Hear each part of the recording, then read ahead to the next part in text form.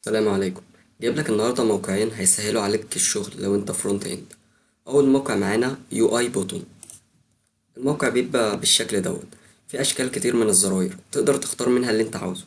يعني مثلا لو اخترنا ده، تقدر تاخد كود ال HTML وال CSS وتحطهم في الموقع بتاعك ويشتغل معاك.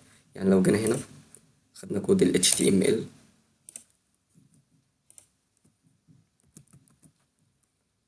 وناخد برضو كود ال CSS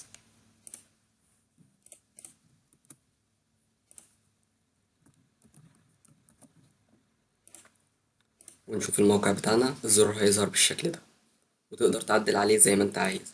تقدر تغير الالوان، تغير اي حاجة انت عاوزها. يعني مثلا لو جيت هنا خليته كده يظهر معاك بالشكل ده. تمام، ده أول موقع معانا. تاني موقع معانا هو CSS Loader. تقدر تلاقي فيه أشكال كتير زي ما أنت حابب وتقدر تعدل عليها. نفرض مثلا خدنا ده، تقدر تاخد كود ال HTML وال CSS وتحطهم في الموقع بتاعك هكذا.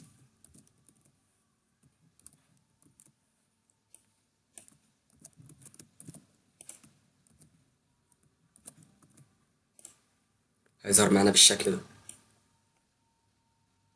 وبكده يكون الفيديو خلص، ولو الفيديو عجبك متنساش تعمل لايك وسبسكرايب عشان يوصلك كل جديد.